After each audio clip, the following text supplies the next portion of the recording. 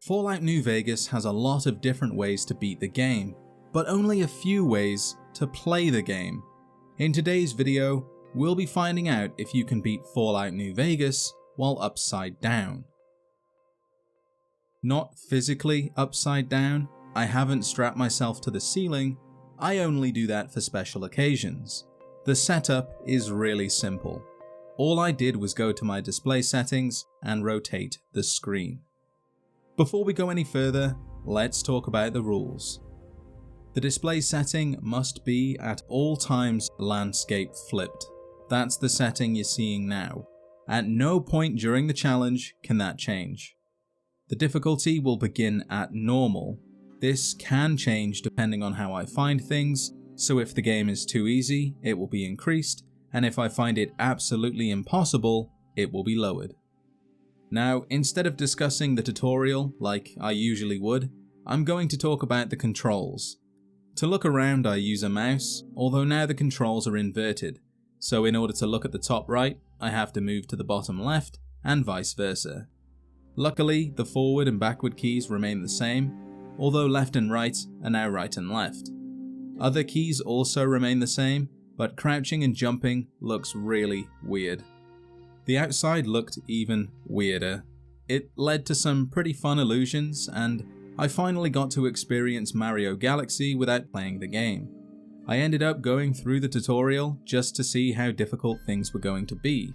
The answer to that was very, and I could swear my head was being torn down the middle. The words made no sense to me. I couldn't trade to save my life, and no matter how hard I tried to tell myself I was upside down, I continuously avoided the objects on the ceiling, which led to me walking into things and getting stuck. A lot.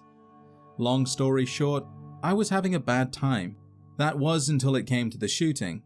Apparently shooting upside down with inverted axes didn't bother me, although I was pretty certain I would be using melee weapons later since it was easier on my mind. But the only real question we needed to answer here was how long would it take for motion sickness to set in? Bro, I could save this fish. The path through the cazadores and vipers at Bonnie Springs wasn't an option. I was terrible at walking, so running was out of the question. So I went to Black Mountain, got lost for a really long time, died, but in the end I found the trooper's body and ascended to safety. Across the field I used a 10mm pistol against the fire ants, and then again on the fiends not long after.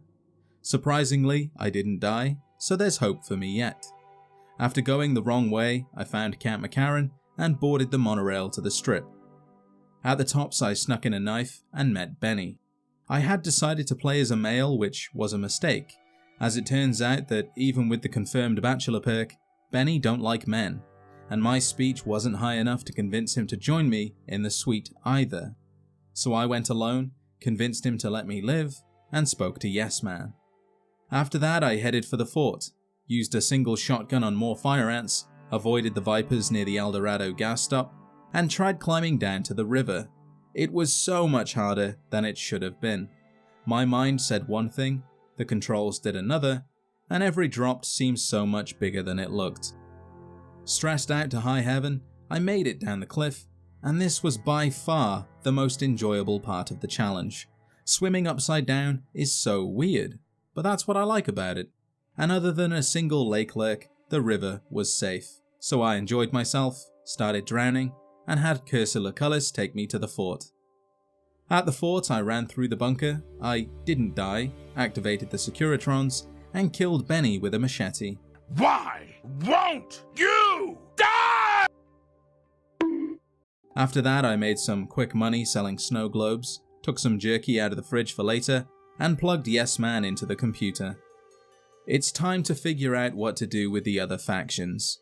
Since I was already at the strip, I decided to speak to the casino guys first, did so, and with the accuracy of a visually impaired navigator with conjunctivitis, pinpointed the gunrunners on the map. Turns out I forgot the map was upside down and had to walk the long way around. I ended up trading everything I could for a chainsaw. I forgot about the mods, but I do return to get them later, don't worry. With a new weapon, I headed for Nellis Air Force Base, killed George, and I think that must have pissed the game off because I never have problems getting through the howitzers. But this time, I died more times than a radioactive cat has lives. It's not even funny. At one point I tried searching for George's artillery timing notes, and I couldn't even read what I was looking at. Was this it? I don't know. Eventually I got lucky and was knocked towards the fence, and even then I got up and started running the wrong way. With the boomers taken care of, I went to the hidden valley next. Once again, directions were my downfall. Also dynamic weather. After many attempts, I found the right bunker, stole the key, unlocked the door, broke our friendship bracelet, and sawed the Tin Man in half.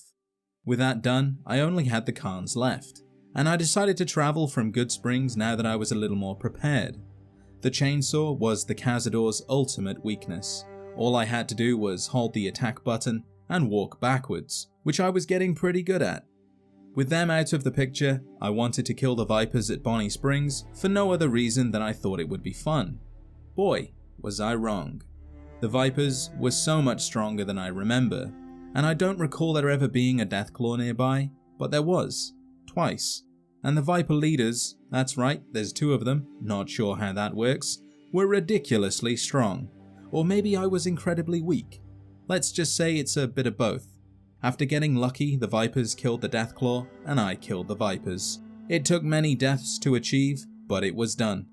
Across the way, I discovered the Khans, bought some mods for the chainsaw, and for some reason, I had to fast travel back to Red Rock Canyon to continue the quest. Not sure why. Shortly after, I updated Yes Man, and 1 dude in drag was all it took to infiltrate the El Dorado substation. With everything done, it was time to go to Vacuum Wall and finish the challenge. This time I didn't really have any difficulties killing the Centurions, mostly. The main problem yet again was directions. The inside of Hoover Dam was horrible, to say the least. Further in I got lost for an embarrassingly long time, like 15 minutes long. I ended up somewhere I don't even think I've ever seen before, got wet, followed the marker as best as I could, and finally found the control room. The NCR heavies were easy, thankfully. Yes Man got excited, and the switch was flicked. Pretty soon I was at the Legate's camp, wearing Praetorian armor, and getting ready to fail the challenge. Unlike the cattle prod, the chainsaw does not do fatigue damage, and I didn't have the Grand Slam perk either, so there's 0 chance that the Legate will be knocked over and cheesed to death. Bringing a chainsaw to fight the Legate may have been a mistake.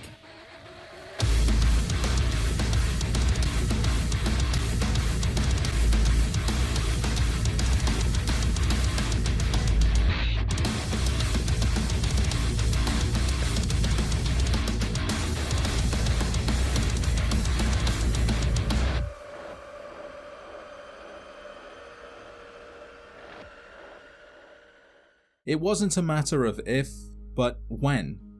By using VATS, which didn't always work, blocking, which didn't always work, and jamming myself with more needles than an anti-vax kid on his 18th birthday, I was inevitably going to get lucky enough to beat the Legate. And that's exactly what happened. As soon as the gates blew open, I refused to cooperate, definitely didn't die less than a second later, Yes Man popped in, and the run was officially complete.